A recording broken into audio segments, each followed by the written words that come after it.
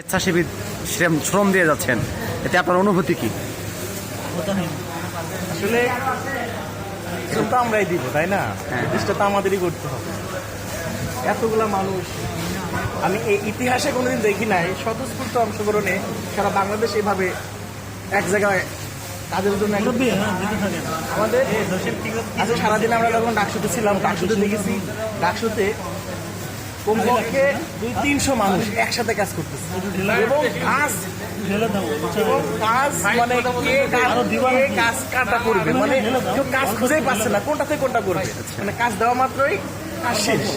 সেই হিসাবে এটা একটা ভালো লাগা যদিও খারাপ শেষ, তারপরেও কাজ দেশের জন্য কিছু করতে পারা একটা ভালো লাগার বিষয়, ভালো লাগার অনুভূতি কাজ করে। আমাদের উচিত সবাইকে যার যার অবস্থান থেকে একটি শার্ট একটি গেঞ্জি হলো দিয়ে পাশে দাঁড়ান, সে সাহায্য করে হলো তার কিছু 5 টাকা 10 টাকা করে। ভাই ধন্যবাদ আপনাকে।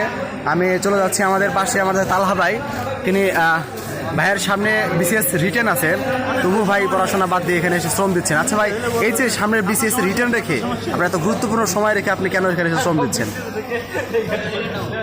বিসিএস রিটেন তো মুখ্য বিষয় না, মুখ্য বিষয় হচ্ছে যে মানবতার কল্যাণে যদি কেউ অবদান রাখতে পারে বা একটু অংশগ্রহণ করতে পারে তাহলে এই যে একটা পাওয়ার, এই পাওয়ার বিসিএস এটাতে বেশি। আচ্ছা, দেশবাসীর ক্ষেত্রে আপনার বার্তা কি, মানে এই বন্যার্থদের সাহায্য করার জন্য? দেশবাসীর কাছে বার্তা একটাই, সবাই যার যার জায়গা থেকে আপনারা যতটুকু পারেন ঠিক যেভাবে পারেন সেভাবে সহযোগিতা এগিয়ে। ধন্যবাদ। আমাদের সাথে আছে আমাদের হৃদয় ভাই, তিনি আমি দেখতে পাচ্ছি তিনি সারাদিন আজকে আমাদের স্বেচ্ছাশ্রম দিয়ে যাচ্ছেন। ভাই, আপনার অনুভূতি কেমন, এই যে কাজ করতেছেন ক্লান্তিহীনভাবে? আসলে সবাই একসাথে কাজ করতে অনেক ভালো লাগতেছে। হ্যাঁ, এই ক্লান্তিহীনতাও এক ধরনের ভালো লাগে। ঠিক আছে, এই কাজটা যে করতেছি আমরা যদি অন্য জায়গায় একসাথে না করতাম তখন কিন্তু ক্লান্তি আসতো অবশ্যই।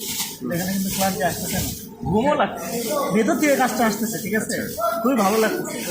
এটা কি দেশপ্রেমের জন্যই বলতে পারি যে এই যে ভিতর থেকে ভালো লাগা, এটা কি দেশপ্রেমের একটা অংশ বলা যায়? দেশপ্রেম আসলে বোঝার কিছু নাই, দেশপ্রেমটা ভেতর থেকে আসে। এক্স্যাক্টলি। হ্যাঁ, স্বতঃস্ফূর্তভাবে যখন মানুষ দেশের জন্য কাজ করবে, স্বতঃস্ফূর্তভাবে তুমি দেশের একটা অন্যায় হইতেছে তখন তুমি যখন প্রতিরোধ করবে, সে সবার মধ্যে দেশপ্রেম আছে, একজনের দেশপ্রেম এক একভাবে প্রকাশিত হয়। ঠিক আছে ভাই, ধন্যবাদ আপনাকে। আমাদের দেশ আমাদেরকেই করতে হবে।